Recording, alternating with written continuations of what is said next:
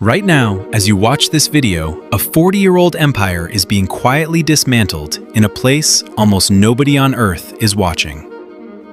For decades, Iran's Islamic Revolutionary Guard Corps insisted that the Zagros Mountains were an impenetrable fortress, a landscape they controlled ridge by ridge, valley by valley. They believed nothing could challenge their grip. They were wrong. And today, that illusion is collapsing in real time. Let's start the deep dive. Over the past few weeks, the world's attention has been locked on the spectacle unfolding in Tehran, where carefully choreographed ceremonies have dominated the headlines.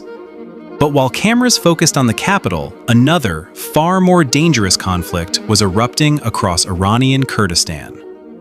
There are no television crews in those mountains. Tehran has every reason to keep it that way. Because if the world turns its eyes toward the Zagros, it may see something the regime cannot afford to acknowledge. Elite forces locked in an increasingly costly fight for control. What is unfolding is not a series of isolated clashes. It is a coordinated, multi-axis insurgency, striking at the precise moment the country's political center is under immense pressure. It began on the night of June 27th near the Zagros Heights, where fighters from PJAK's armed wing reportedly engaged IRGC units in an intense, close-quarters battle. State media celebrated the operation as a success. Local sources painted a very different picture. 48 hours later, the conflict spilled into the cities. Under the cover of darkness, a newly emerged urban cell known as Kori-Ha, the Sons of Hope, reportedly assassinated two senior IRGC collaborators in Pave. The attack carried a chilling message. The resistance was no longer confined to distant mountain hideouts.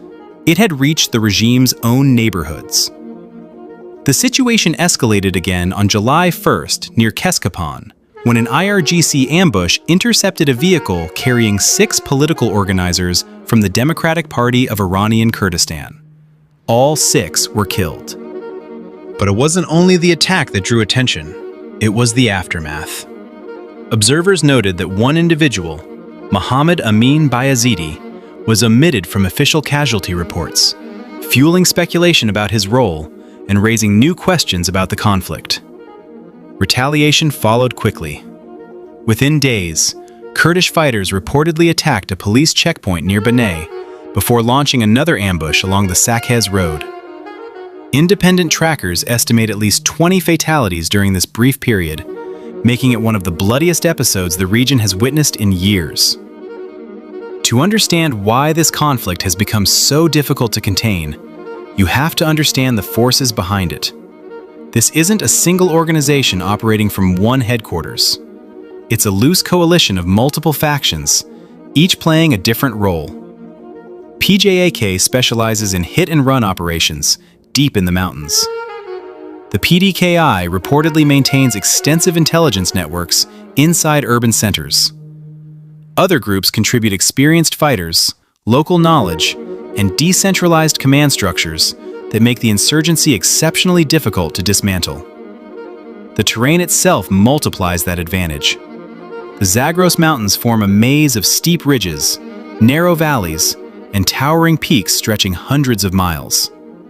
Armored convoys are forced through predictable choke points, while difficult flying conditions severely limit helicopter operations in many areas. Instead of fighting with overwhelming technological superiority, government forces often find themselves engaged in exhausting infantry battles against opponents who know every trail, cave, and ridgeline. Supporters of the insurgency argue that recent military developments further weakened Iran's ability to monitor its western frontier, leaving gaps in surveillance that experienced fighters have learned to exploit. Underlying all of this is years of accumulated resentment. Many Kurdish groups believe they were repeatedly promised outside support, only to find themselves isolated as regional politics shifted. Whether those expectations were realistic or not, the perception of abandonment hardened attitudes and pushed many factions toward greater self-reliance.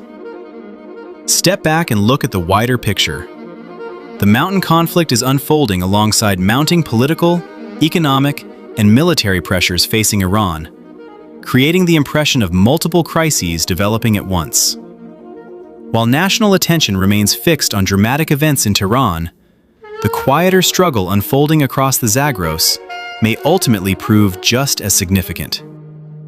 Whether this marks the beginning of a prolonged insurgency or another chapter in a decades-long conflict remains uncertain. What is clear is that beneath the headlines, a battle for control is unfolding in one of the most unforgiving landscapes in the Middle East. And whatever the outcome, its consequences are likely to shape the region for years to come. The headlines may be focused elsewhere, but history is often written far from the cameras. If you want to stay ahead of the underreported conflicts shaping global security and geopolitics, make sure to subscribe, turn on notifications, and let us know your thoughts in the comments below. We'll see you in the next breakdown.